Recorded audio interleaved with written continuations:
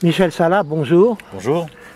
Vous êtes venu ce soir au Vigan pour essayer d'expliquer aux gens qui vont venir assister à votre réunion à quel titre vous êtes là, c'est-à-dire à la fois au NPA et à la fois pour le mouvement des objecteurs de conscience, des objecteurs de croissance. Tout à fait. Mais objecteur de conscience, c'est pas mal non plus. Hein. Oui. Bien. Donc, vous êtes le suppléant de Sylvie Barbe. Oui, tout à fait. Qui ne peut pas être là ce soir. Non, qui ne peut pas être là ce soir. Donc, on l'excusera. Voilà, je crois qu'il est bon d'excuser. Moi, j'habite à Saint-Félix-de-Palière, oui. Donc près de la Salle. Oui. Voilà, donc je me présente en tant que suppléant pour le NPA. Et la titulaire pour cette candidature, c'est donc Sylvie Barbe pour le MOC, qui est le mouvement des objecteurs de croissance. C'est-à-dire que ce mouvement avec lequel on est en accord sur beaucoup de points, pense qu'aujourd'hui, parler tout le temps de croissance est une aberration. La planète Terre a un maximum de ressources, elle n'en a pas plus que ce qu'elle a, et aujourd'hui, on est un peu au bord du gouffre, et si on continue à prôner la croissance, alors la Terre va souffrir. Donc c'est ce mouvement qui voudrait aujourd'hui qu'on inverse un peu les données économiques, et aller vers une reconversion économique écologique.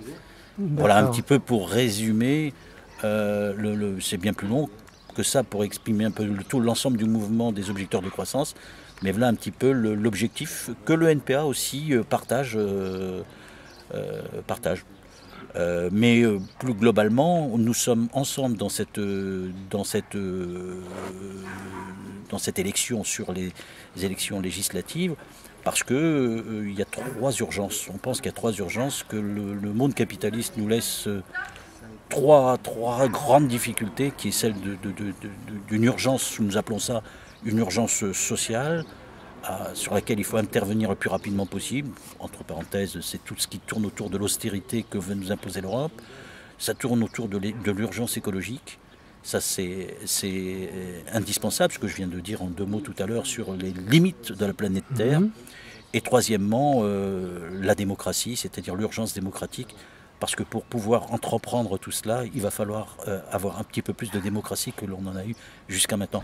Voilà les 3 thèmes qui nous font qu'on est ensemble et qu'on a des propositions à faire dans ce sens-là.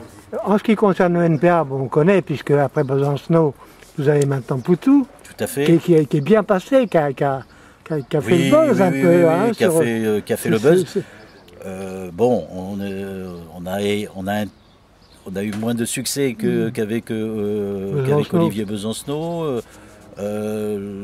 Voilà, bon, c'était, mais il restait quand même, ça restait quand même très sympathique. C'était sympathique, oui. Alors, en tant que NPA, est-ce que politiquement vous êtes plus engagé que les objecteurs de croissance, ou vous êtes à peu près au même niveau?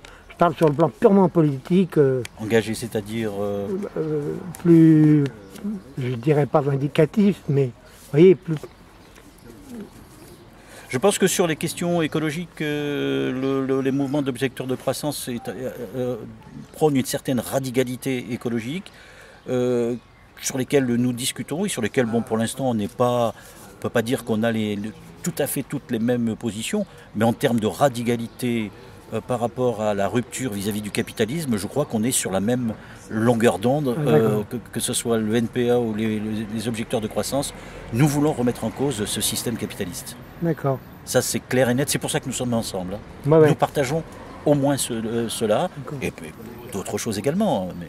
Est-ce que, bon, là, la campagne pour le premier tour n'est pas encore terminée, mais elle approche de sa fin.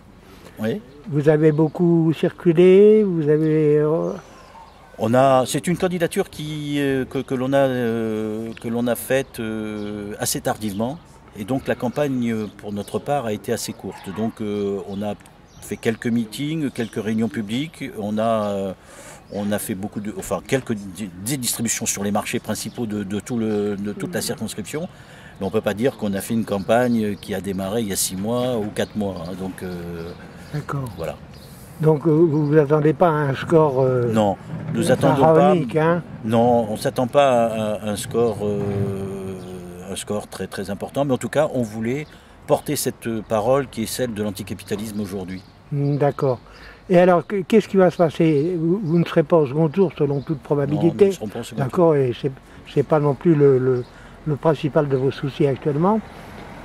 Qu'est-ce qui va se passer au second tour? On ne sait pas qui va arriver en tête. À mon avis, il y aura une triangulaire. Je pense, hein. Maintenant, c'est à voir. Mais s'il y a une triangulaire, qu'est-ce que vous allez faire par rapport, surtout s'il y a le candidat socialiste sortant? Comment vous voyez le second tour de votre côté? Vous allez vous désister? Vous allez laisser la liberté de choix? Comment vous voyez un peu ce second tour? On n'en a pas discuté avec le MOC pour l'instant. En tout cas, ce qui concerne le NPA, nous sommes... ça dépend qui est en tête, mais si le candidat socialiste est opposé, par exemple, au Front National, nous ferons tout pour battre le Front National. D'accord. Voilà, ça sera plutôt dans ce sens-là. D'accord, oui.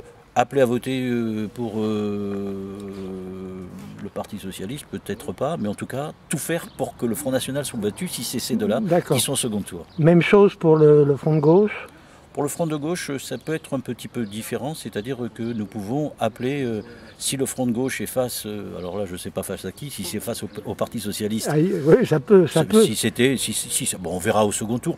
Mais si c'était le cas, je peux dire d'ores et déjà que nous appellerons, nous sommes plus proches de ce que peut développer aujourd'hui le Front de gauche que du Parti Socialiste. Donc je crois que nous appellerions, je ne veux pas m'avancer puisque c'est collectif, non, mais je comprends bien. mais je pense que bien sûr nous serons plus enclins à soutenir le Front de gauche s'il était présent au second tour.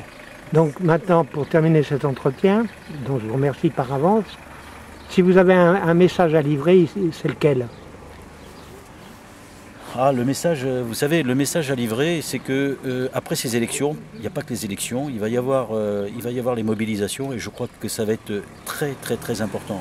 Les mobilisations d'abord par rapport à tous les licenciements qui sont en train de poindre, 40 000 suppressions d'emplois qui sont en train d'arriver parce qu'ils ont attendu la fin des élections pour dire qu'ils allaient foutre du monde dehors et ça, il va falloir se mobiliser, il n'y aura pas les élections, ça sera dans la rue que ça va se passer et il va falloir défendre l'ensemble de ces chômeurs qui sont en train de perdre leur place et ça c'est dans la rue qu'il va falloir très rapidement pour imposer, en tout cas pour obliger le gouvernement Hollande à prendre toutes les mesures contre les licenciements qu'il va y avoir. Ça c'est très très très important. La seconde chose, c'est qu'il va falloir regrouper toutes les forces indépendamment du PS, pour combattre l'austérité qui s'approche de plus en plus lorsque l'on voit les politiques européennes qui s'abattent sur l'Espagne, sur la Grèce, sur l'Italie et sûrement bientôt sur la France. Donc se réunir tous contre cette austérité, indépendamment du Parti Socialiste qui, pour l'instant, ne veut pas prendre de mesures radicales contre cette austérité. D'accord, eh bien, écoutez, je suis content de vous avoir rencontré, je vous remercie, et puis bonne fin de campagne. Je vous remercie. Au revoir.